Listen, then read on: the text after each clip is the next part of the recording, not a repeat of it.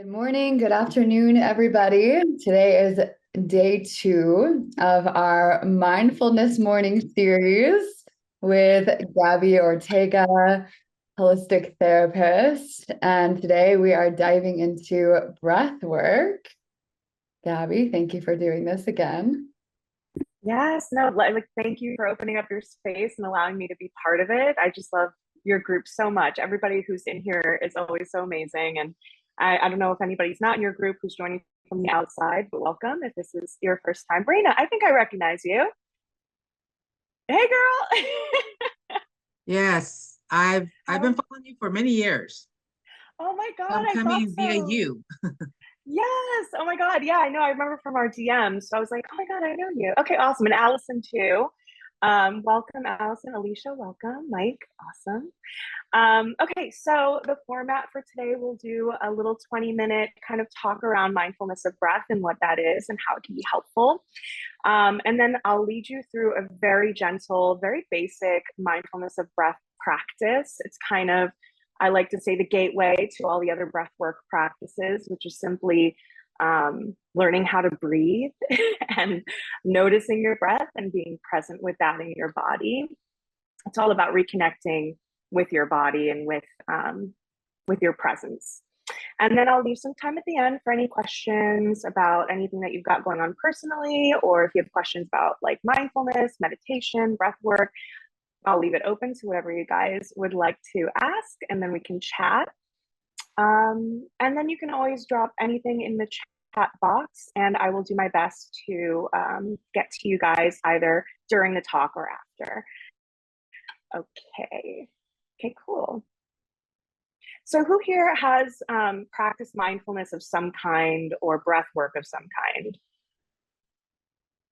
Okay, so we're all like a little familiar for the most part with this. So this should not be totally new, but I hope there is stuff that you can get out of this session today. Breathwork changed my life, so I'm really, really passionate about it. And I don't know about you guys, but I was for sure a very big skeptic of breathwork for a very long time. I am a science girly. I have all the degrees, I have all the certifications and things, primarily in psychology and trauma. And when I first worked actually with a client who was a somatic practitioner, I was like, what the heck is that? And she was like, oh yeah, we do body-based work. And I just opened up a whole wormhole to explore that now has become my PhD focus. Okay, so mindfulness of breath is really all about tuning into your breathing. So, you know, the thing that we do all day, every day without even realizing it. We kind of breathe without being conscious of the fact our body is breathing. And it involves just simply kind of at the basics, paying attention to your inhale and your exhale, right? So focusing your mind, just being in the moment, feeling that breath entering your body, what it does in your body, the sensations it creates, and how it exits the body. And I want you guys to think of your breath as kind of like your best friend who's always with you and ready to help you find calm and clarity, or even alert you to times when you're stressed or when there's potentially activation happening for you. I don't know if you guys have heard of Jon Kabat-Zinn. He's a really, really famous mindfulness teacher. And I love this quote from him. It is, mindfulness means paying attention in a particular way, on purpose, in the present moment, and non-judgmentally. And that's at the crux of general mindfulness. So it's paying attention in a very particular way, on purpose, in this present moment, and not having any judgment around what comes up. And when we apply this to our breath, we're choosing to focus on the here and now without getting caught up in our thoughts, our worries, our feelings. It's like watching waves on the shore, kind of coming and going, soothing, constant, rhythmic. So I used to have a really great client. Her name was Sarah. And she was really smart, but always completely stressed out, like level 1000 most moments of the day. And her mind was filled with a tremendous amount of anxiety and worry about everything and anything. And we started practicing mindfulness of breath. And at first she was like, this is really hard. My mind just won't stop buzzing.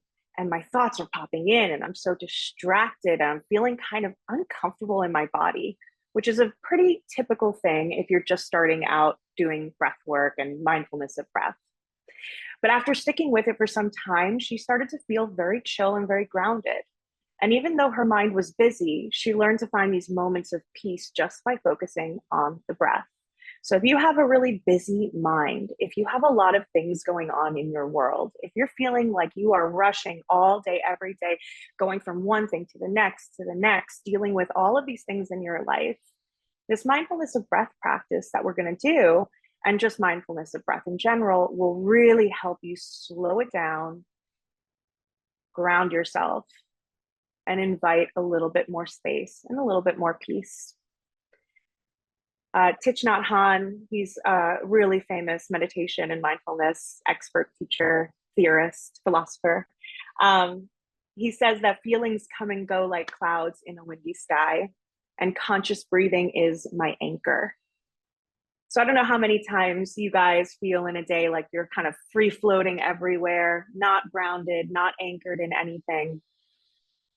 You can always return to the breath as your anchor. No matter what is going on in your life, your breath can be that anchor that keeps you present and brings you back out of your head and back into the present moment.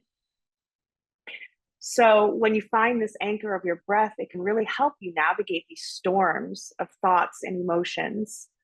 And it doesn't happen overnight, but it happens with patience and consistency of practice. Doesn't need to be an hour a day. It could just be like 10 minutes, 5 minutes, or even like periodically throughout the day, just checking in with your breath. There is some science behind this that I find really interesting. One of the things is that your breath is a direct pathway to your nervous system. And when we are in fight or flight, I want you to actually do this right now. Like, pay attention and bring your awareness to where in your body you're breathing from. If you're breathing from here, from this chest area, which most of us tend to do, you're actually in a state of fight or flight, believe it or not. You can be feeling relatively calm, but your nervous system is still activated. And sometimes this looks like shallow, quick breaths, like anxiety, panic. And sometimes it's just a tightness and a shallowness that's not so overwhelming, but the breath is just, you're coming in and out from here. Now, we have this kind of ability with our breath to turn on and off our fight or flight mode, right? So when we bring the breath down into our diaphragm, pushing it way down into the bottom of our belly and using that space to expand and belly breathing, that is a signal to our body that we're safe. So even if you have a lot going on, if you can bring that breath out of your chest and down into the belly and spend a few minutes really breathing into that space, which we're going to practice in a minute, you will turn off your fight or flight. Your worry will diminish. Your fear, your anger, whatever that activation is that's happening for you, stress, and you'll watch it kind of melt away. And a really great illustration of what belly breathing is, because technically you're not breathing into your stomach, like we all know that, you're breathing into your lungs, but you're really breathing into and pushing your diaphragm down. It's diaphragmatic breathing. And the visualization is that you're going to be breathing from your belly, even if technically you're not. And I want you to think about if you have a pet or if you've had a child when they're really little, there's lots of belly breathing going on there. So if you've ever watched your dog take a nap or your cat take a nap and they're just bellies like, ooh, ooh. Babies too. I have a 4-month-old. It's just what I love watching her sleep because she's just so relaxed and her belly's like, like that is exactly what this kind of diaphragmatic belly breathing looks like, to give you an example. And there were a couple of cool studies that I wanted to share with you. So, and feel free to ask for the references after if you'd like to check them out for yourself. But Dr. Fidel Zaiden, he's at Wake Forest, and he did a really great study that showed that just a few days of mindfulness breath work can lower how much physical pain you're actually feeling and help you deal with your emotions. So people who are dealing with chronic pain or injury pain, when they did just a few days of consistent breathing, they actually found that their pain levels really diminished, which is pretty incredible. Technically, when we're in that stressed state and we don't have space and we're really tense, it actually makes pain worse. So this breath work can help us diminish that pain and, of course, helps us mellow out in our emotions. And that's what he found. And it's because your breath helps shift your brain's activity away from the areas that are involved with stress and anxiety, which is like your amygdala, and towards areas involved in self-regulation and relaxation, which is your prefrontal cortex. So it activates certain mechanisms in your brain that help you make a very big shift that you can really feel in almost immediately. And we talked a little bit about this yesterday, but there's a study by Dr. Sarah Lazar at Harvard, and she was one of the first people to kind of come out with studies to support the scientific benefits of mindfulness and meditation. And she found that, there were a few things that happened in the brain in just an 8-week study. So this was like 8 weeks. People practice between 10 and 40 minutes a day. So you could practice 10 minutes, have the same results pretty much, or do more and have like more results faster. But it doesn't take a lot. And there were a couple of really landmark things she discovered. So the first thing was that gray matter in areas related to memory and learning were improved. And you actually grew more gray matter in your brain. So your memory improves and your ability to learn and retain information improves. It shrinks your amygdala, which is your fight or flight center. It is the part of your brain that is basically the alarm bell that goes off when you experience any kind of stress or stimulation. And when they did this mindfulness practice, mindfulness of breath, of body, of emotions, what we're going through this week, they found that alarm shrunk. And what does that mean? It got triggered far less often. So they could experience the same stressful situations or environments or triggers, and their fight or flight wouldn't go off, or wouldn't go off as intensely or as frequently. So that's huge if you're someone who struggles with like chronic anxiety, chronic shame, chronic depression, any kind of really mental health issues. It's a really, really cool thing that you can do to actually help with that. And there were a couple of other things, shrinks some parts of your brain that make you stressed out. Your hippocampus gets affected. And so really what it boils down to is that, and I did a post on this a few days ago on my Instagram and on my TikTok that you can check out, but it changes the structures of your brain to essentially allow you to feel more calm, more emotionally regulated. Your mind is functioning like a well-oiled machine, and you can really experience life in a way that feels so much more pleasant, right? So these are just some of the very many kind of studies that have been done over the last, particularly 20 years, and mostly in the last only 10 to 15 years, because most of the scientific community, like myself in the beginning, very much thought this was woo-woo and kind of a bunch of nonsense. But now we're learning, because of the technology we have, it is anything but that. So really important to understand the actual physical benefits and the mental benefits you can get from this. So like I said, it has all those brain benefits. It has those emotional benefits. It has the benefit of helping your physical body in the sense that it takes you out of fight or flight and into rest and digest. And it is like the switch that flips, super easy to do, and it happens pretty immediately. Why is this important? When you are in fight or flight, or that's like when you're pretty stressed out, or freeze, which is when you've passed that threshold of stress you can handle and you go into shutdown, which is what depression is. When you are in any of those three states, your body is being constantly and consistently flooded with stress hormones. This is norepinephrine, adrenaline, and cortisol. Now, the reason that your body does this is because when we were living in the wild and we were living outside and hunting and gathering and living in caves and all of that, your body was very sensitive to detecting predators. And we're still that sensitive, right? So what ends up happening is when you're flooded with all of these things, it prepares your body to fight, run, or play dead with a potential predator that could come to harm you, right? So great for when we were cavemen, very inefficient as modern human beings. And believe it or not, any stress or stimuli, being late for work, your kid crying in the other room, like that, all of that triggers all of those responses.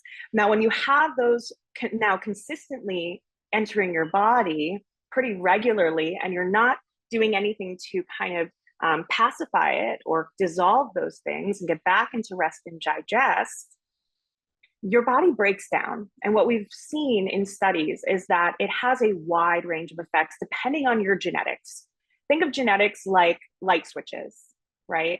So your I'm so sorry, you guys. Give me 1 second. Someone's ringing my doorbell, and I think it's my husband with my baby because he forgot his key. Just give me 1 second. Sorry. Oh, she had a doctor's appointment today. So I want you to think of your genetics like you're basically born with all of these potentials for things that you can develop in your life, whether it's illnesses, psychiatric disorders, cancer, Alzheimer's, things like that. But it's stress that flips the switch on and activates those genetic predispositions. So if you are chronically stressed, you're more likely to have those genetic predisposed conditions activated. And that can range from chronic pain, fibromyalgia, chronic inflammation, gut issues, IBS, cancer, brain disease or degeneration like Alzheimer's and dementia, psychosis, even schizophrenia, all the range of mental health issues and problems, bipolar disorder, borderline personality disorder. A lot of those things are actually rooted in genetics, and stress is what activates them and what can potentially deactivate them if you learn how to work with your nervous system. So that's why, for all those reasons, learning how to breathe correctly, learning how to work with your breath is so vitally important for all aspects of your health. It's integrated. So before we jump into the practice, couple of things that might come up if you're, kind of new to this. And even if you're not, this is something that, these are things that can come up. So just be mindful and be aware that it's totally okay. You might have a distracted mind. You might have thoughts popping up and, you're trying to focus on your breath and then you're writing your grocery list. So I just want you to be aware and allow those thoughts to come up. Don't try to stop them, but allow them also to pass and bring it back to focusing on the in and out.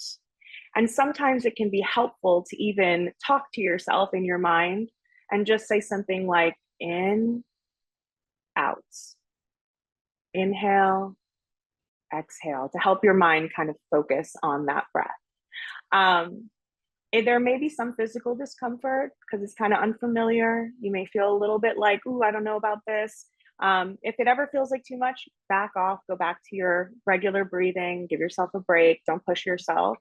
And there might be some emotional resistance because sometimes when we get in touch with our breath, it helps us release things that we have really bottled down, especially if you're going through a hard time. If emotions come up, we just allow them to be and give them space, and we don't judge, non-judgment. So we will get into our practice now. So if you guys want to, feel free to lie down.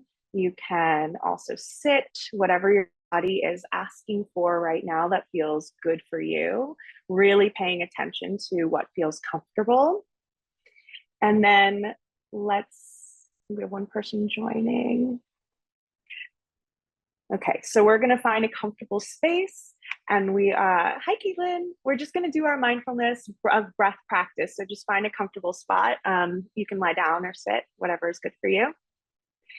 Okay, so if you would like, you can close your eyes. And if that doesn't feel comfortable, you can do just a soft gaze.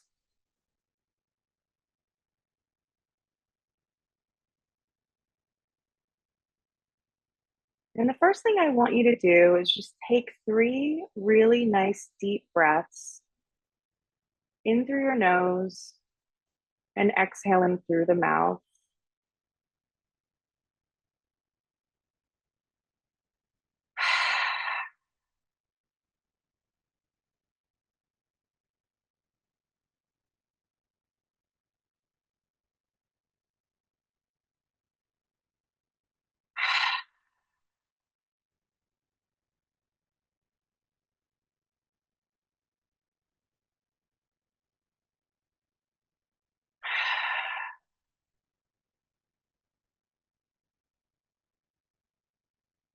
And after you've taken those 3 deep breaths, I just want you to go back to a normal breath, whatever that is for you at this moment.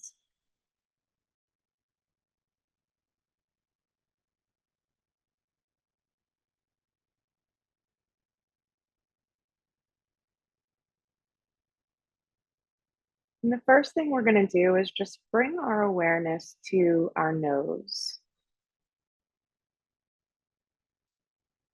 And just notice how it feels inside your nostrils, down your throat, in your belly, in your chest. As you inhale and bring that breath into your body,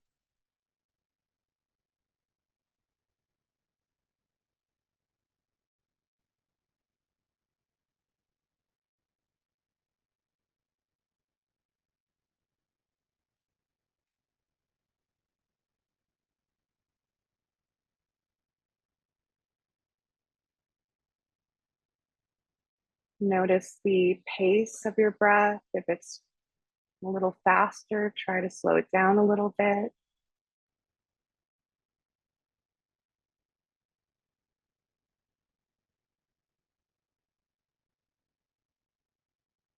Notice any temperature, texture, sensation.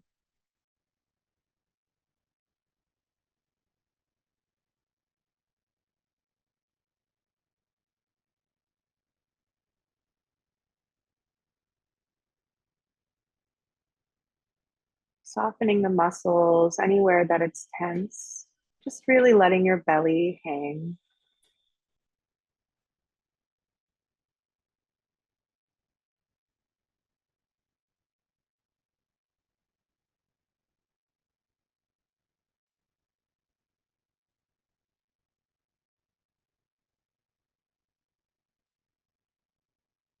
Noticing how the breath travels in through your nose and the path it takes down your throat, through your chest and into your belly. And the way that it comes out again, traveling up from the belly, through the chest, up the back of the throat and out the nose.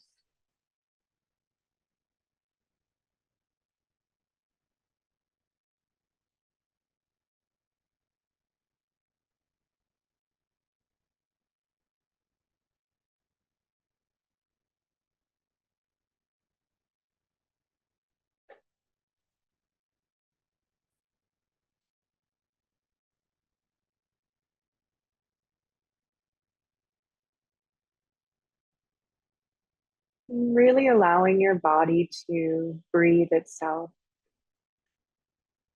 not forcing or changing anything.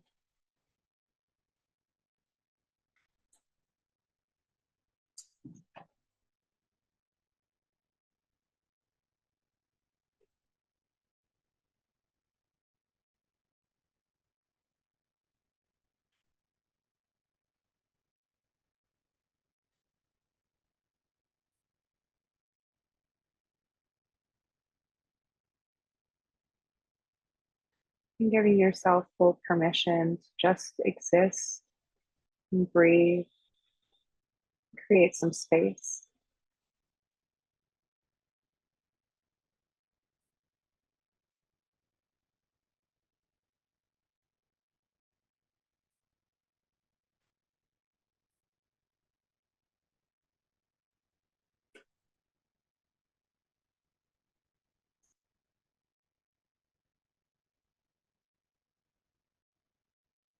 Now we're going to shift our attention and bring our awareness to our belly. And if you'd like, you can place your hands over your belly button.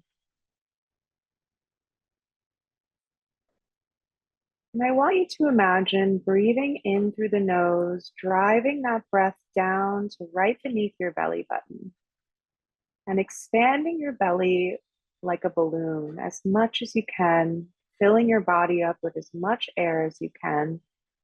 And then you're going to hold it at the top for just a beat or two before exhaling.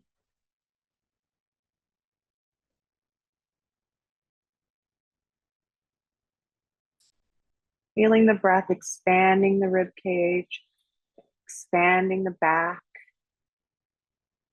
expanding the belly.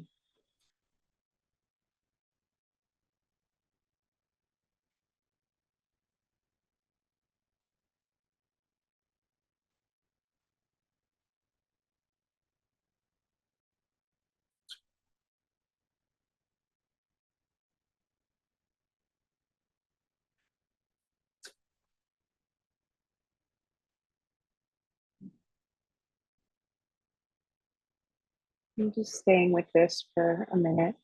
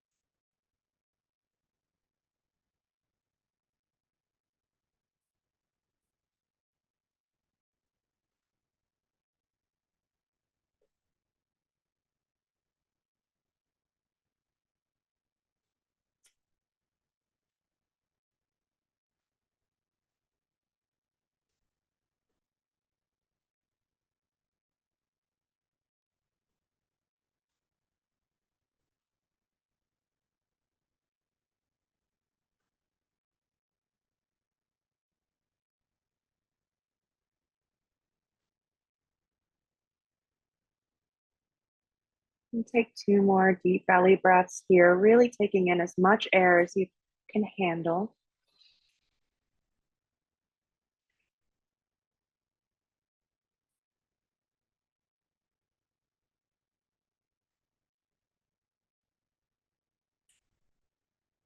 And then just letting it go and returning back to a normal breath.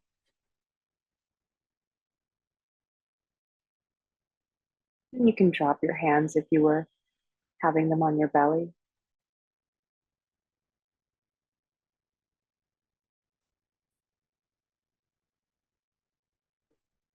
So the final thing we're going to practice here is a little bit of titration. So I want you to bring your awareness and kind of find a place in your body that either feels tense, tight, or maybe has some pain going on. Pick an area. And I want you to breathe into that space. Imagine taking the breath in and out of that particular space. Allowing the breath to soften and relax that area of your body.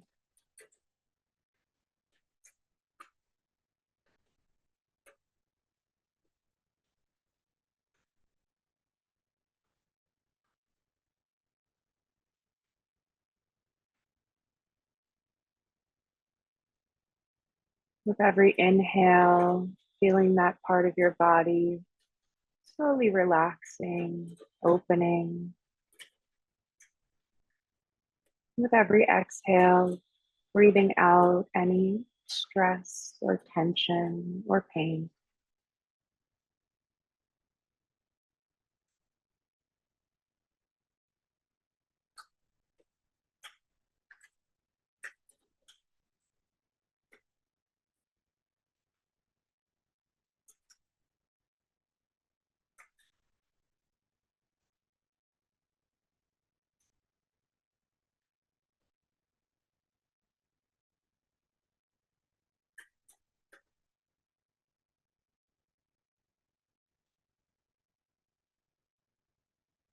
And can we create space or room with the breath in this part of our body?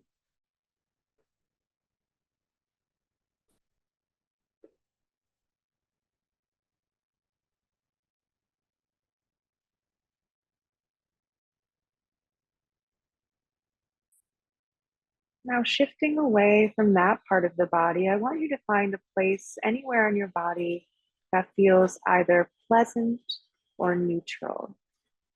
This could be your hands, your feet, just any place that feels pleasant or neutral. And let's bring our breath to that space.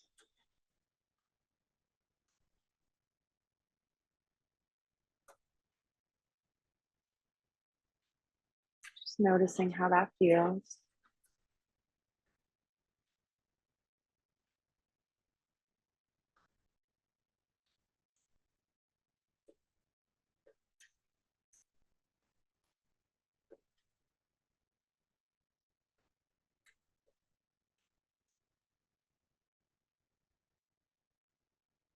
Maybe there's a color or a sensation, texture, temperature that comes up when you breathe into this space.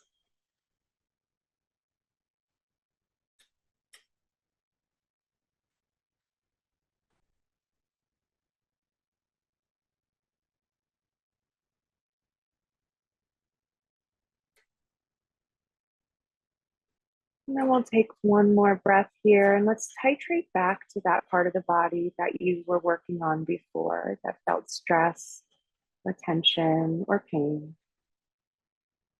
And we're going to repeat the same process. Just breathe into that space. Allow the breath to relax that part of your body.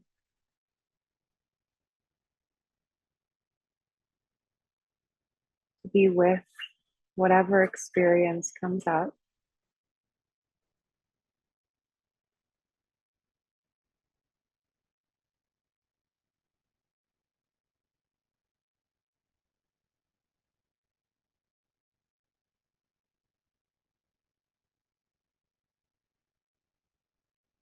In, out, in, out.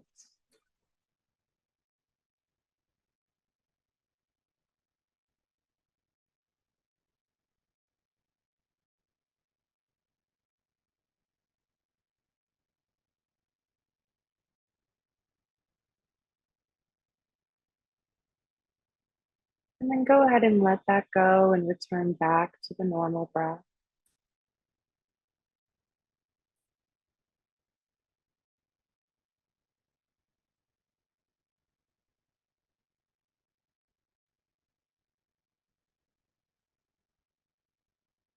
Noticing if there's any difference from when you began this practice to where you are now.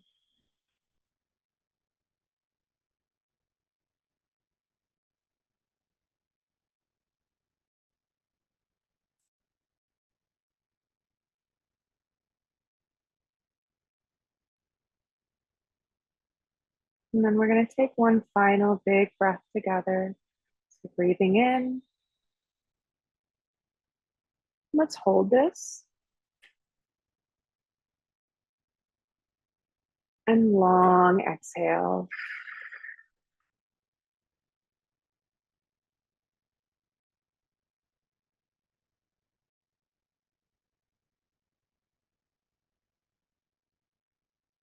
Maybe giving yourself a little thank you or a little gratitude for showing up for your body today, for your well-being. Sending love to yourself.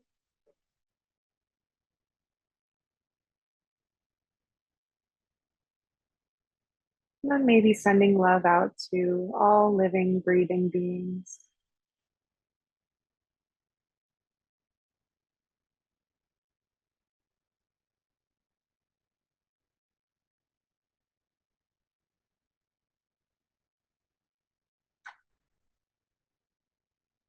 And then as you're ready, you can come back into the space very slowly and gently.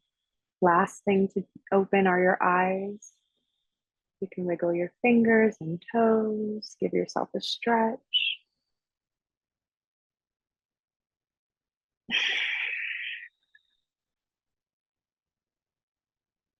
And then when you feel ready, you can open your eyes. Awesome. So that is our mindfulness of breath practice. So what we went through was just first noticing how your body's naturally breathing without any editing, judgments, changing anything, just observing how the breath feels as it comes in and out. Then we move the breath down to the lower belly, creating a lot of space and expansion. Also breathing into your full body, your back, your rib cage, your lungs, your belly, all of it, creating some space. And then if you're dealing with any pain or tension in your body, That titration is a really good technique for helping to reduce that or kind of dissipate some of that uncomfortable sensation.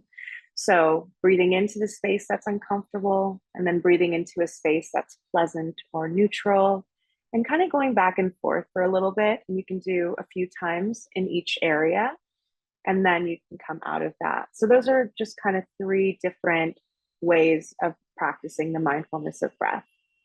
So I hope you guys enjoyed that. That was relaxing. Does anybody have any questions or anything that they want to drop in the chat, or you can unmute yourself and I'm happy to answer anything that you guys have.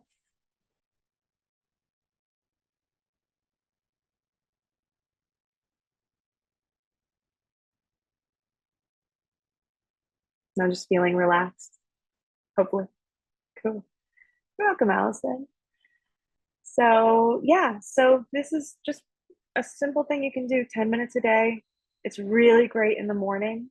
Our cortisol is at its highest in the morning after we wake up. You're welcome, Caitlin.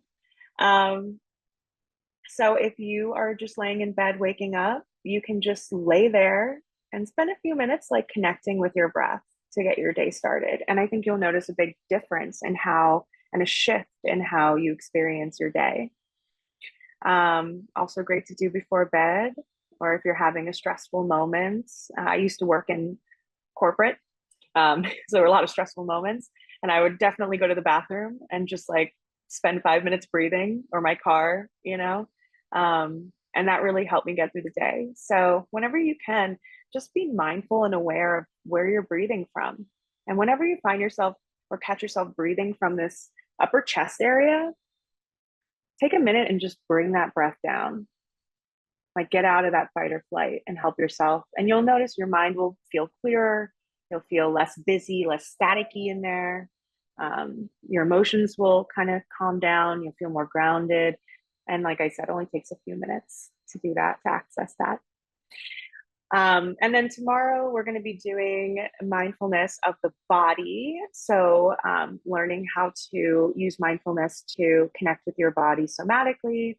We're going to be going through identifying the nervous system states so you can figure out what language your body is speaking to you. Essentially, when we are in activation of any kind, fight, flight, freeze, or rest and digest, our body gives us and sends us signals and sensations to let us know that that's where we are. And what's really cool is that we can, when we slow it down and really use the power of awareness and observation, begin to see and understand the language our body is speaking to us through those sensations. So for example, you know, we oftentimes, we're very disconnected. I said this yesterday, like we walk around like this is what exists for us. We're like neck up, you know, we're really in our heads all the time. But we have a whole body that's giving us information 24/7. That's really important to pay attention to. So what we'll be doing in the mindfulness of body is essentially learning, okay, when I'm in fight or flight, I notice that my shoulders tense. I notice that my heart gets a little bit more racy. I notice that I get warm, more like hot, you know, and there's similarities and everybody also experiences this activation a little bit differently. Tightness in the throat, you know, that shallow breathing, things like that. So I'm going to lead you through a practice where you're going to kind of bring up some memories that are not traumatizing. Do not bring traumatizing memories into this. Not that's too much, but things that maybe slightly stress you out.